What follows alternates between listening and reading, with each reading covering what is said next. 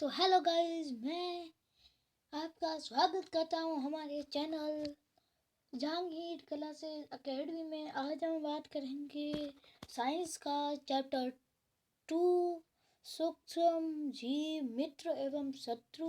उससे पहले बता दूं, आप हमारे चैनल पर नए हो तो चैनल को सब्सक्राइब करके बेल आइकन को प्रेस कर दीजिए ताकि मैं तीसरा अध्याय जैसे ही लेके आऊँ सबसे पहले आप तक पहुंच सके। चलिए वीडियो को स्टार्ट करते हैं। उससे पहले जान ले सूक्ष्म जीव क्या है, मित्र एवं शत्रु क्या है। चलिए वीडियो को स्टार्ट करते हैं। आपको बहुत ही अच्छा सीखने को मिलेगा। इस वीडियो को जरा सा भी स्किप मत करें, वरना थोड़ा बहुत भी परिभाषा आप मिस कर सकते हो। वीडियो को एंड तक जरूर देखिए। चलिए वीडियो को स्टार्ट करते हैं। अब बता दूं कि मित्र एवं शत्रु, मित्र एवं शत्रु, मित्र एवं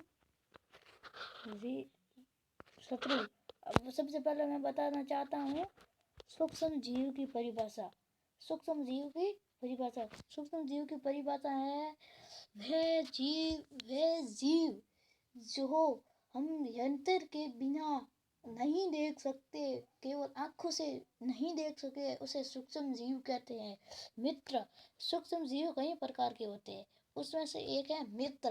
वो लाभदायक होते हैं, उसे हम सूक्ष्म मित्र कहते हैं क्योंकि वो हमारे लिए लाभदायक होते हैं, वो हमारे लिए बहुत काम के होते हैं, इसलिए वो हमारे मित्र होते हैं। शत्रु जो हानिकारक होते हैं सूक्ष्म जीव, उसे हम शत्रु कहते हैं क्योंकि वो हमारे दुश्मन होते हैं, वो हमारे क्या काम का। चलिए वीडियो को स्टार्ट करते हैं। बता दूं सूक्ष्म जीव देखने यंत्र का नाम है माइक्रोस्कोप। हिंदी में उसे सूक्ष्मदर्शी कहते हैं। सूक्ष्मदर्शी कहते हैं, हिंदी में उसे सूक्ष्मदर्शी कहते हैं। सूक्ष्मदर्शी और इंग्लिश में उसे माइक्रोस्कोप कहते हैं। Microscope, microscope.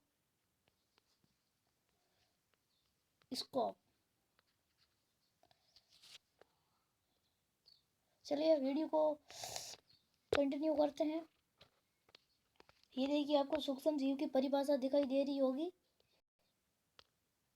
ये देखिए, आपको सूक्ष्म जीव की परिभाषा दिखाई दे रही होगी। ये सूक्ष्म जीव नाम लिखा हुआ है। अब आगे बता दूं, आपने अपने आसपास के स्थानों पर पौधे एवं जंतुओं सहित अनेक सजीव देखे होंगे, परंतु कुछ जीव ऐसे भी हैं जिन्हें हम बिना यंत्र की सहायता से नहीं देख सकते। ये देखिए, आपको लिखा हुआ दिखाई दे रहा होगा, बिना यंत्र की सहायता से, बिना यंत्र की सहायता से नहीं देख सकते, बिना यंत्र की सहायता से नहीं देख सकते, केवल आंखों से नहीं देख सकते, इन्हें सूक्ष्म जीव कहते हैं। ये आपको परिभाषा लिख देनी है। और स्टार्ट कहाँ से होती है मैं भी बता देता हूँ। यहाँ से स्टार्ट होती है वो, यहाँ से स्टार्ट होती है परंतु से, और यहाँ खत्म होती है। लिख दीजिए परंतु। परंतु कुछ जीव ऐसे भी हैं जिन्हें हम बिना यंत्र की सहायता से, केवल आंखों से नहीं देख सकते, इन्हें सूक्ष्म जीव कहते हैं। यहाँ से लिख दीजिए आप, यहाँ से स्टार्ट होती है और यहाँ खत्म होती है। लिख दीजिए फटाफट। तो वीडियो को कंटिन्यू करते हैं दोस्तों। लिख दिया। उदाहरण के लिए आपने देखा होगा कि वर्षा ऋतु में नम ब्रेड या रोटी सड़ने वाली तथा इसकी सतह पर सफेद काले धब्बों से ढक जाती होगी। दोस्तों, आपने देखा होगा कि वर्षा ऋतु में जो रोटी होती है, खाने की रोटी होती है, उसमें आपने देखा होगा कि कुछ डब्बे दिखाई देंगे होंगे, धब्बे। उस ढब्बे में हानिकारक सूक्ष्म जीव रहते हैं, हमारे शत्रु रहते हैं, दुश्मन हमारे घर में भी है। उसे कब निकालोगे आप? इसीलिए आप उस रोटी को मत खाइए और कहीं डाल दीजिए। उसे आपको जंतुओं को भी नहीं खिलाना है, जंतुओं में भी रोग हो सकता है। उसका नाम है एंथ्रेक्स रोग। वो भी इस वीडियो में शायद होगा, मैं दिखाऊंगा एंथ्रेक्स रोग। चलिए दुश्मनों को बाहर निकालिए और आगे देखते हैं। आवर्धन लेंस की सहायता से देखिए, आपके काले रंग की गोल सूक्ष्म संरचनाएं दिखाई देगी। क्या आपने जानते हैं कि संरचनाएं क्या है, ये कहाँ से आई है? चलिए सूक्ष्म जीव, ये क्रियाकलाप, ये आपको क्रियाकलाप शायद हो सके तो कर लीजिए आप क्रियाकलाप। क्या आपने सूक्ष्म जीव गति करते हुए दिखाई दिए हैं? अरे कैसे भाई दिखाई देंगे, वो तो सूक्ष्मदर्शी यंत्र के बिना दिखते ही नहीं है। देखते हैं आगे क्या लिखा है। इन प्रेक्षणों से पता चलता है कि मिट्टी एवं पानी में अनेक छोटे छोटे सूक्ष्म जीव उपस्थित रहते हैं। सूक्ष्म जीव इतने छोटे होते हैं कि उन्हें बिना यंत्र की सहायता से नहीं देखा जा सकता। इसमें से कुछ जैसे कि ब्रेड पर उगने वाले कवक जो आउटर लेंस की सहायता से देखा जा सकता है, जबकि अन्य बिना सूक्ष्म जीव की सहायता से दिखाई नहीं देते। यही कारण है कि सूक्ष्म जीव इन्हें सूक्ष्म जीव कहते हैं। ये और परिभाषा आ गई, अब क्या करें। ये सब परिभाषा आप चाहो तो लिख सकते हो और नहीं चाहो तो मत लिखिए। अब देखते हैं आगे और क्या है। ये देखिए अब आ चुके हैं सूक्ष्म जीव कितने प्रकार के होते हैं। सूक्ष्म जीव 4 प्रकार के होते हैं। जीवाणु, कवक, प्रोटोजोआ, शैवाल। सूक्ष्म जीव 4 प्रकार के होते हैं। जीवाणु, कवक, प्रोटोजोआ, शैवाल। और इनसे से बता दूं, जीवाणु को इंग्लिश में बैक्टीरिया कहते हैं। BACTERIA, ये बैक्टीरिया। अब कवक को इंग्लिश में क्या कहते हैं। कवक को इंग्लिश में फंगी कहते हैं। Fungi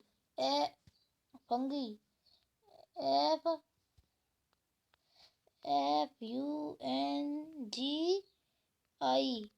fungi. अब प्रोटोजोआ की बात आती है। प्रोटोजोआ को इंग्लिश में प्रोटोजोआ कहते हैं। PROTOZOA, protozoa. अब आ गया है शैवाल को इंग्लिश में एल्गी कहते हैं। ALGEA, algae. अब देख लेते हैं जी, इसमें भी और भी भाग होते हैं। इन बैक्टीरिया, फंगी, प्रोटोजोआ, एल्गी, इनमें भी भाग होते हैं कई प्रकार के, वो भी आगे दिखाई देंगे। मैं पहले भी बता देता हूँ। जीवाणु में भाग होते हैं स्पाइरल और सड़नुमा, ये 2 प्रकार के भाग होते हैं। कवक में भाग होते हैं राइजोप्स, पेरासीलियम, एस्परजीप्स। और प्रोटोजोआ भाग होते हैं अमीजा और अमीबा, पेनिसिलियम जैसे। और शैवाल में भाग होते हैं क्लेमाइडोमोनास, स्पाइरोगाइरा, ये भाग होते हैं। आगे भी दिखाई देंगे। विषाणु एक प्रकार का वायरस है। इससे होने वाले रोग भी है टीबी, मलेरिया, टाइफाइड जैसे इससे रोग होते हैं। ये एक प्रकार का सूक्ष्म जीव से होने वाला एक प्रकार का वायरस रोग है। अब आगे बढ़ते हैं और देख लेते हैं। ये देखिए मैंने बताया था स्पाइरल, सड़नुमा सारे आ चुके हैं। देखिए यहाँ पर आपको जीवाणु नाम दिखाई दे रहा होगा, स्पाइरल, सड़नुमा, ये भी आपको लिख देना है। फटाफट लिख दीजिए।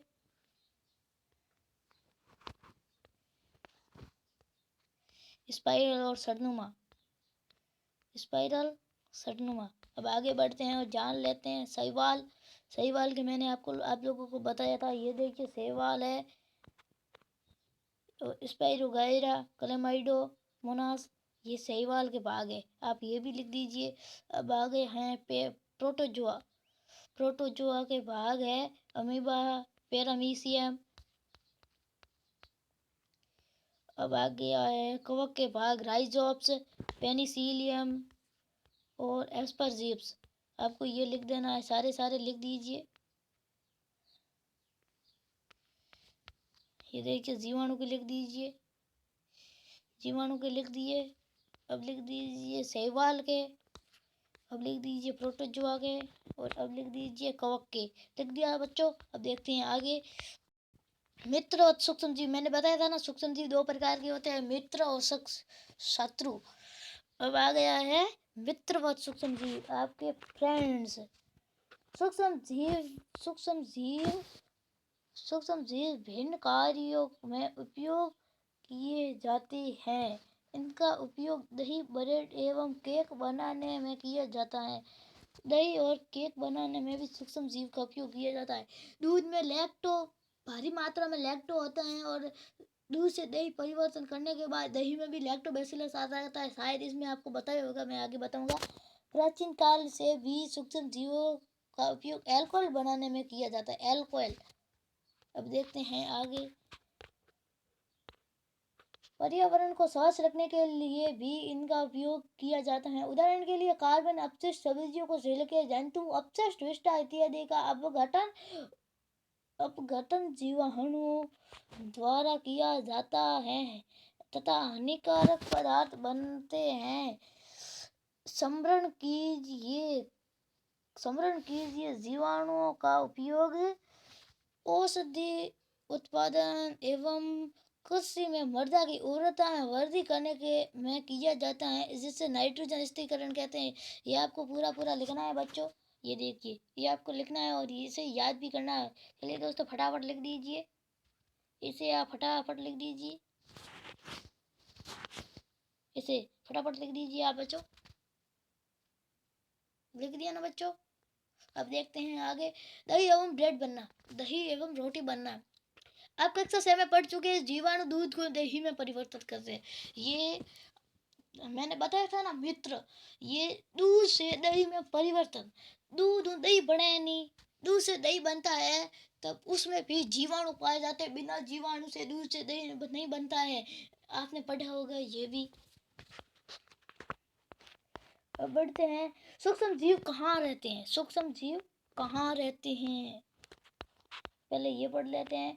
दही में अनेक सूक्ष्म जीव पाए जाते हैं, जिससे लैक्टोबैसिलस नामक जीवाणु प्रमुख है, जो दूध को दही में परिवर्तन कर देता है। वह दूध का जनन कर उसे दही में परिवर्तन कर देता है। जीवाणु पनीर, चीज, अनार एवं अनेक खाद्य पदार्थों का उत्पादन सहायता से रवे, सूजी, इडली एवं भटूरे का एक महत्वपूर्ण संगठन है। क्या आप अनुमान लगा सकते हैं कि ऐसा क्यों? जीवाणु एवं यह चावल में आटे का किण्वन की सहायता से होते हैं। आपको पूरा ये लिख देना है।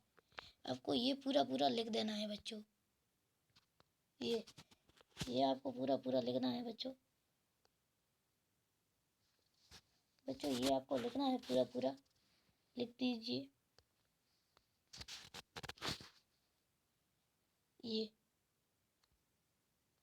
ये लिख दीजिए बच्चों।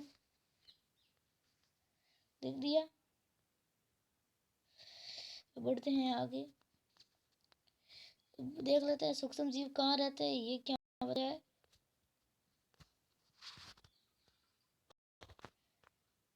सूक्ष्म जीव कहाँ रहते हैं? सूक्ष्म जीव कहाँ रहते हैं? सूक्ष्म जीव एक कोशिकीय होते हैं। वो एक कोशिकीय होते हैं जो जीवाणु का शैवाल, प्रोटोजोआ,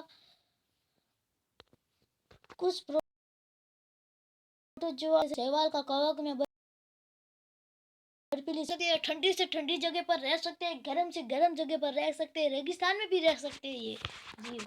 चलिए दोस्तों आगे बढ़ते हैं।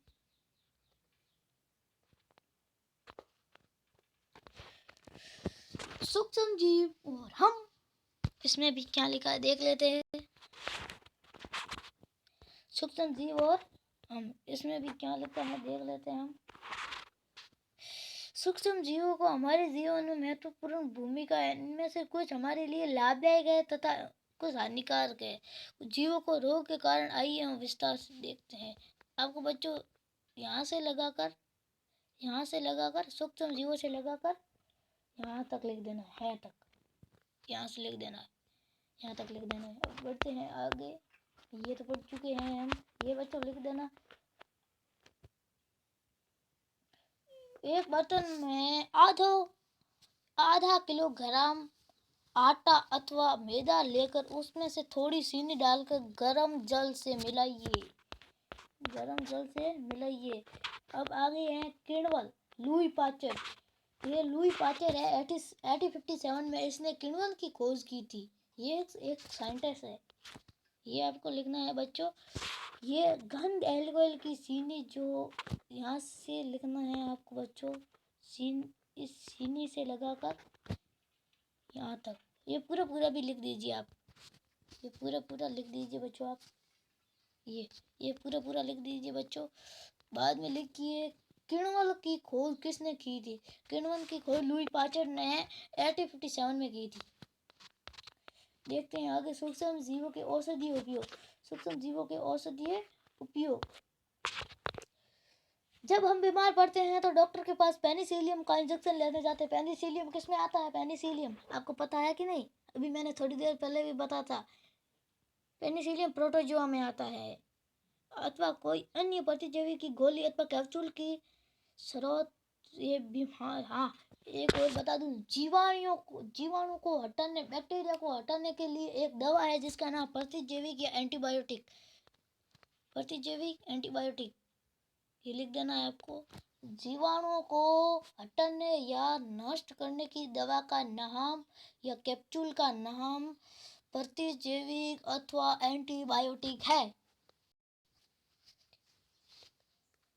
आजकल जीवाणु, कवक एवं प्रतिजैविक औषधियों का उत्पादन को सामान्य रूप से उपयोग होने वाले प्रतिजैविक हीरे के ये भी आपको याद रखना। देखिए, औषधि उत्पादन हो से सेट्रोफोटोमाइसिन या टेट्राक्लिसिन, एरिथ्रोमाइसिन ये प्रचलन में आ सकते हैं। सामान्य रूप से उपयोग की जाने वाली प्रतिजैविक है जिन्हें कवक एवं जीवाणु का उत्पादन किया जाता है। ये भी कुछ पढ़ने के, हाँ ये देखिए 1929 में इसने भी एक खोज की थी। आपको ये पूरा पूरा लिख देना है, आपको ये पूरा पूरा लिख देना है। ये फोटो बनाना आता है आपको? कमेंट करना, बताना आपको ड्राइंग बनाना आता है या नहीं। ये आपको पूरा पूरा लिख देना है, आपको ये लिख दीजिए। आप कमेंट करके बताइए आपको ड्राइंग बनाना आता है या नहीं।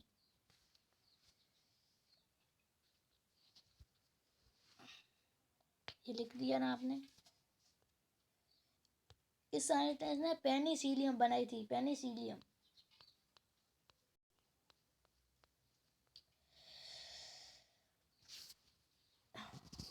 पशु आहार, हाँ पशु आहार को देखकर याद आया, पशु जंतुओं में भी एक रोग होता है, उसका नाम है एंथ्रेक्स। एंथ्रेक्स इसमें भी आया हुआ है, वो बता दूंगा।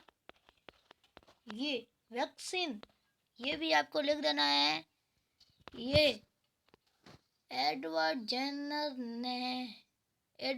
ने चेचक के लिए चेचक के टीके की खोज की थी।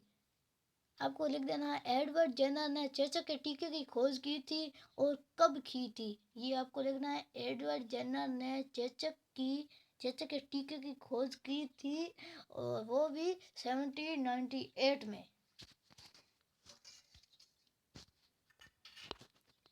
आगे बढ़ते हैं और कुछ और जान लेते हैं इसके बारे में। रोग कारक सूक्ष्म जीव हमारे शरीर में प्रवेश करते हैं, उसने लड़ने के लिए हमारे शरीर में प्रतिरक्षी उत्पन्न करता है, प्रतिरक्षी उत्पन्न करता है। आपको ये भी लिख देना है, यहाँ से लगाकर आपको बच्चों ये लिख देना है। आपको यहाँ तक लिखना है, शरीर नहीं लिखना है, ये शरीर के आगे नहीं लिखना है। अब और जान लेते हैं, वीडियो लंबा हो जाएगा इसीलिए मैं मेन पॉइंट लिखाता हूँ, क्योंकि ज़्यादा इसमें पढ़ने के लिए कुछ तो है नहीं। आपके बचपन में आपको अनेक रोगों की रक्षा, आपके बचपन में अनेक रोग होते होंगे ना। हाँ, आपके स्कूल में भी पोलियो की दवाई पिलाई जाती होती है।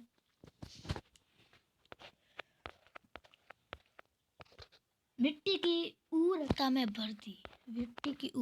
वृद्धि, ये आपको इतना लिख देना है बच्चों। जीवाणु कोष हरे शैवाल वायुमंडलीय नाइट्रोजन का स्थिरीकरण करते हैं, इस प्रकार मृदा नाइट्रोजन का संवर्धन होता है तथा उर्वरक में वृद्धि होती है। इसे सामान्य जैविक नाइट्रोजन स्थिरीकरण कहते हैं। बच्चों ये आपको पूरा पूरा लिख देना है बच्चों, ये आपको पूरा पूरा लिख देना है बच्चों। ये नाइट्रोजन स्थिरीकरण है, नाइट्रोजन NPK, नाइट्रोजन NPK के एन पी के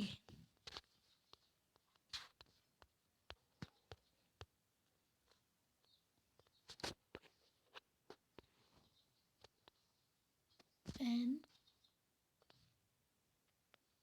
पी के लिख दिया मैंने। ठीक है, अब आगे बढ़ते हैं। ये देखिए, ये नाइट्रोजन स्थिरीकरण के बैक्टीरिया, ये हरे व नीले बैक्टीरिया, ये देखिए आपको दिखाई दे रहे होंगे, ये बैक्टीरिया है। ये आपको अच्छी तरह से समझना है। पर्यावरण का शुद्धिकरण। अपने विद्यालय में मान ली के दिन तो बच्चा विद्यार्थियों के घरों में ये कुछ खास नहीं है, ये क्रियाकलाप है बच्चों। क्या आपको दोनों गमलों में, ये तो क्रियाकलाप के बारे में लिखा हुआ है, ये भी क्रियाकलाप के बारे में। हाँ, पर्यावरण शुद्धिकरण कर सकते हैं। ये देखिए, ये भैया हानिकारक सूक्ष्म जीव। अभी आपके मित्र आए थे, अभी आपके शत्रु आएंगे। आपके नहीं, मेरे भी साथ में आएंगे ना। सूक्ष्म जीव अनेक प्रकार से हानिकारक है। सूक्ष्म जीव मनुष्य, जंतु एवं पौधों रोग उत्पन्न करने वाले ऐसे सूक्ष्म जीव रोगाणु अथवा रोग ना तो कहते। ये बच्चों आपको पूरा पूरा लिख देना है। ये आपको पूरा पूरा लिख देना है बच्चों, लिख दीजिए पूरा पूरा, ये फटाफट लिख दीजिए बच्चों। लिख दिया ना बच्चों? अब बढ़ते हैं आगे और कुछ और जान लेते हैं इसके बारे में। मनुष्य में रोग कारक सूक्ष्म जीव। मनुष्य में रोग उत्पन्न करने के लिए सूक्ष्म जीव श्वास द्वारा, पेयजल एवं भोजन द्वारा हमारे शरीर में प्रवेश करते हैं। संक्रमित व्यक्ति अथवा जंतु में सीधे संपर्क करते हैं। संक्रमित व्यक्ति अथवा सीधे संपर्क में आने वाले रोग का संचरण हो सकता है। सूक्ष्म जीव द्वारा होने वाले ऐसे रोग जो एक संक्रमित व्यक्ति से स्वस्थ व्यक्ति के एक संपर्क द्वारा फैलते हैं, जिसे संचरणीय रोग कहते हैं। यहाँ से आपको स्टार्ट करना है। सूक्ष्म जीव द्वारा होने वाले ऐसे रोग जो एक संक्रमित मनुष्य से स्वस्थ संक्रमित मनुष्य तक फैलते हैं, जिसे संचरणीय, यहाँ तक आपको खत्म करना है बच्चों। लिख दीजिए जल्दी से।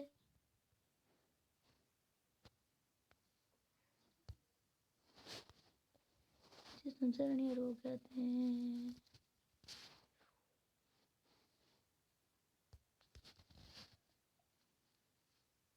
जब जुकाम से पीड़ित कोई व्यक्ति सीखता है तो उसके सूक्ष्म जीव, हाँ बता दूं आपको, हमारे देश में भी एक वायरस आया, कोरोना वायरस, बहुत ही खतरनाक वायरस है। इसमें भी ऐसे सूक्ष्म जीव होते हैं और वो भी हमारे शत्रु होते हैं ना, वरना हमारे ऐसा काम क्यों करता, हमारे पास आकर कुछ हमारे सीखा नहीं, वो भी हमारे सीखते हैं, तब हमारे मुंह से निकलकर कहीं पर भी चिपक जाते हैं, मनुष्य पर, जमीन पर कहीं पर भी चिपक जाते हैं, वो हमें दिखाई नहीं देते हैं बच्चों। चलिए आगे देखते हैं क्या लिखा है।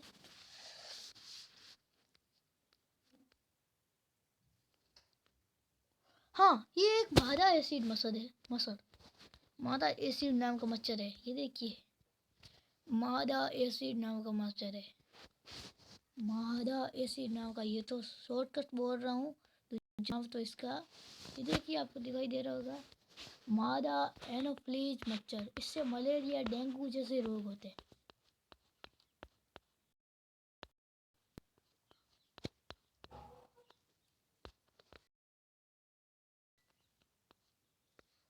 हाँ, ये आपको पूरी सारणी लिख देनी बच्चों,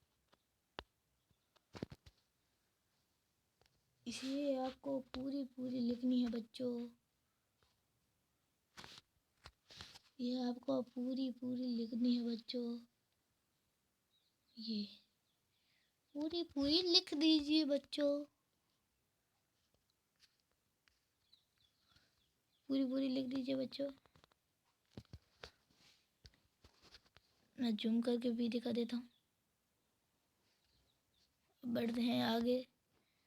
मनुष्य में होने वाले कुछ सामान्य रोग उनके फैलने से तथा रोका जा सकता है।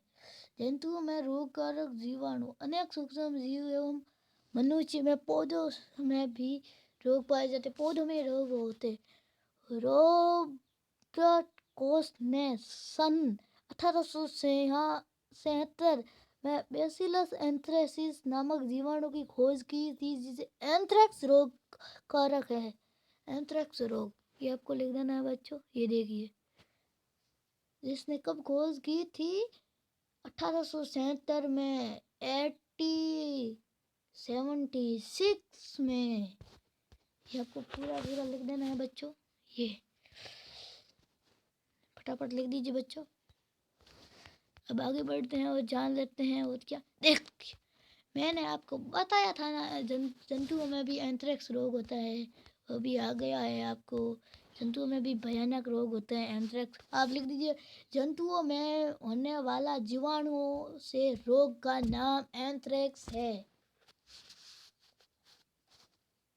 पौधों में रोग उत्पन्न करने वाले सूक्ष्मजीव। अनेक सूक्ष्मजीव गेहूं, चावल, आलू, चना, संतरा, सेब इत्यादि पौधों में रोग के कारक हैं। पौधों में रोग का कारण फसल की उपज में कमी आ जाती है। तालिका 2.9 में कुछ पादप रोग दर्शाए गए हैं। कुछ रसायनों का उपयोग करके हुए कुछ सूक्ष्म जीवों का नियंत्रण पाया जा सकता है। आगे देखते हैं क्या है।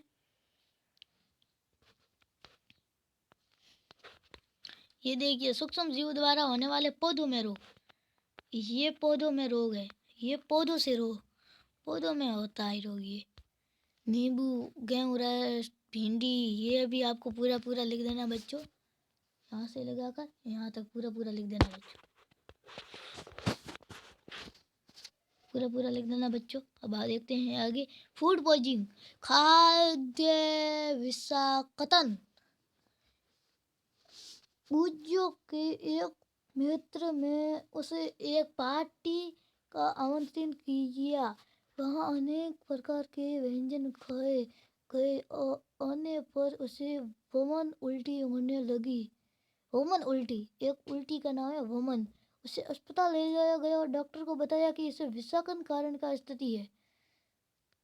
इसे ये आपको पूरा पूरा लिख देना बच्चों। यहाँ ये पूरा पूरा लिख देना बच्चों। ये पूरा पूरा लिख देना बच्चों। ये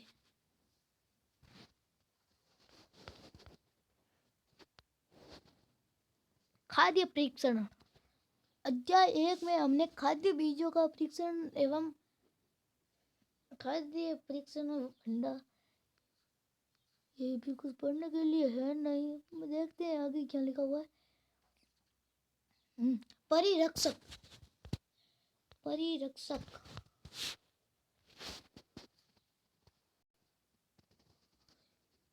ये परिरक्षक है। ये भी आपको यहाँ से लगाकर यहाँ इतना लिख देना है आपको बच्चों। नमक एवं खाद्य तेल का उपयोग सूक्ष्म जीवों की वृद्धि रोकने के लिए किया जाता है। इन्हें सूक्ष्म परिरक्षक कहते हैं। नमक द्वारा परिरक्षक, ये भी कुछ नहीं है। चीनी द्वारा परिरक्षक, ये भी कुछ नहीं है।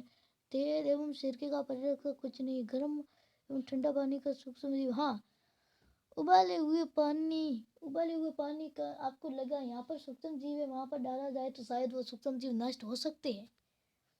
शायद, पक्का नहीं कह सकते, क्योंकि वो भी एक बहुत ही अच्छे हैं। वो भी अपनी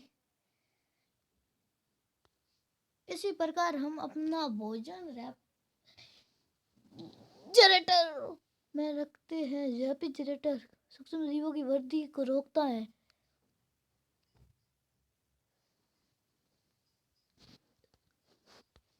ऐसा करने से सूक्ष्म जीवों की वृद्धि रुक जाती है। और इस प्रक्रिया की खोज लुई पास्चर नामक वैज्ञानिक ने की थी।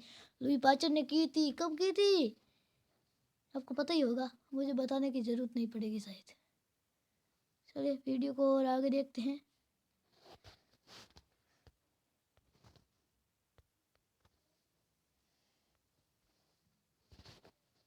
चलिए देखते हैं आगे क्या लिखा हुआ है।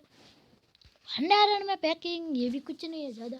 नाइट्रोजन स्थिरीकरण, ये बच्चों आपको पूरा पूरा लिख देना है बच्चों। यहाँ आपने ये कक्षा ये 8 तक ये कुछ नहीं लिखना है बच्चों, ये लिखना है। लिख दिया बच्चों। अब देखते हैं, ये देखिए, ये देखिए यहाँ क्या लिखा हुआ है, लेग्यूम पौधों की जड़ का ग्रीन क्रांति। देखिए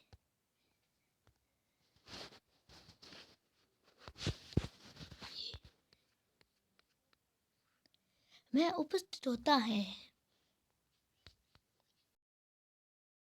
हमारे वायुमंडल में सब लगभग 78% क्या है, नाइट्रोजन गैस है। ये भी आपको लिख देना है बच्चों, ये आपको पूरा पूरा लिख देना है। यहाँ से स्टार्ट करना है, यहाँ से स्टार्ट करना है और ख़त्म कहाँ करना है,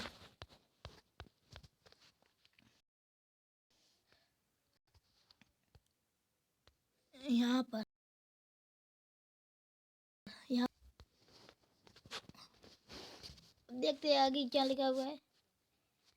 ये भी आप पर, ये देखिए ना, नाइट्रोजन चक्कर। ये आपको नाइट्रोजन चक्कर बनाने के लिए बोले तो ये बना लेना दोस्तों।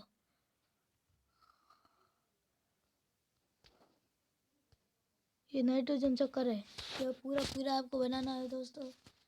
ये आपको पूरा अच्छी तरह से याद करना है बच्चों। ये आप लिख लीजिए, स्क्रीनशॉट ले ले भी सकती हैं बच्चों।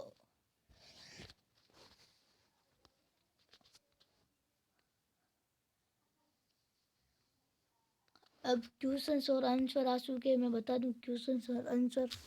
मैं क्वेश्चंस आंसर लेकर चलता हूँ।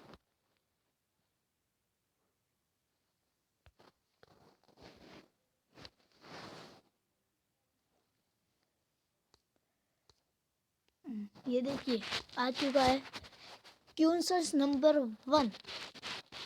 क्वेश्चंस नंबर 1, एक मिनट दोस्तों।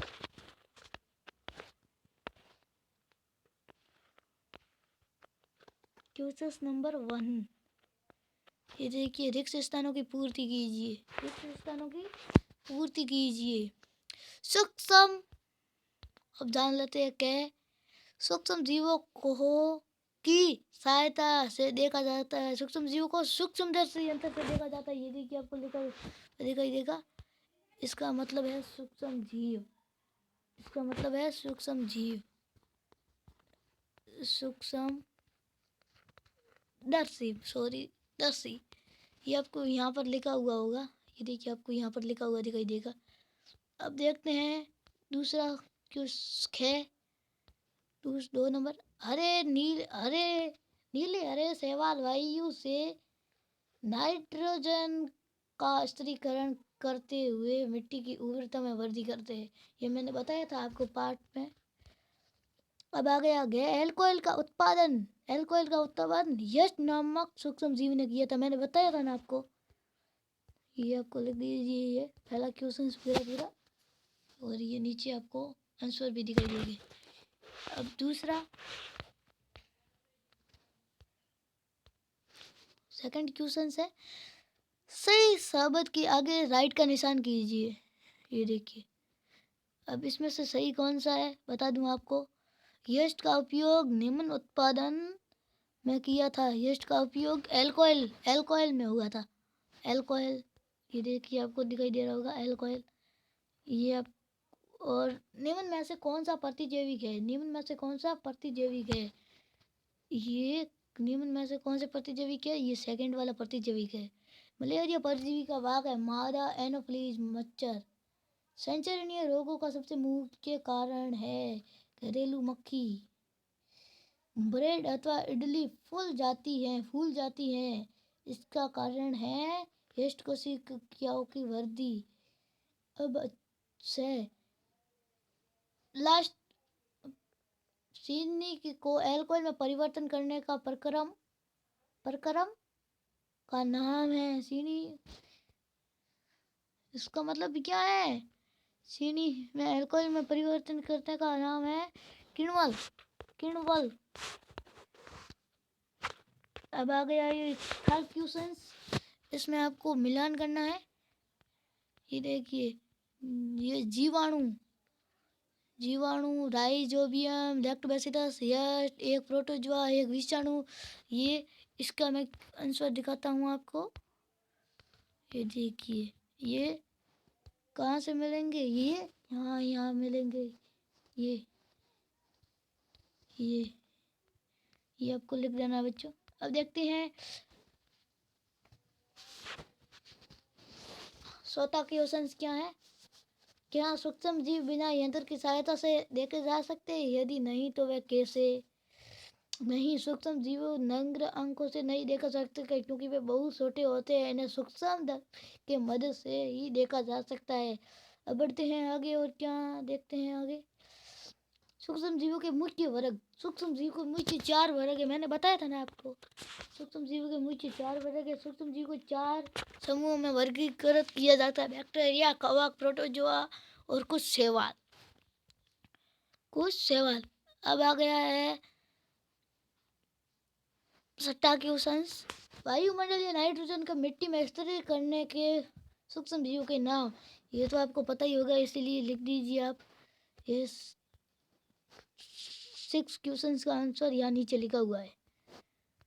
7 क्वेश्चंस, हमारे जीवन में उपयोगी सूक्ष्म जीवों के बारे में 10 पंक्तियाँ लिखिए। ये देखिए, सूक्ष्म पंक्तियाँ लिखी हुई है, आप यहाँ से लिख दीजिए। यहाँ से देखकर आप लिख सकते हैं। अब देखते हैं आगे। अब आ गया 8वां क्वेश्चन। सूक्ष्म जीवों द्वारा होने वाले हानिकारक प्रभाव का संक्षिप्त विवरण कीजिए। ये तो आपको नीचे लिखाई दिया होगा, आप ये विवरण कर सकते हैं और इसे पढ़ भी सकते हैं। प्रतिजैविक क्या है? प्रतिजैविक लेते समय कौन कौन सी सावधानी बरतनी चाहिए? प्रतिजैविक लेने से पर डॉक्टर की सलाह लेनी चाहिए। निर्धारित पाठ्यक्रम का पूरा करना चाहिए और खुराक और प्रतिजैविक से बचना चाहिए। Thanks for watching. आपने हमारा वीडियो पसंद किया तो लाइक कीजिए और पढ़ने में कैसा लगा वो भी बता दीजिए। थैंक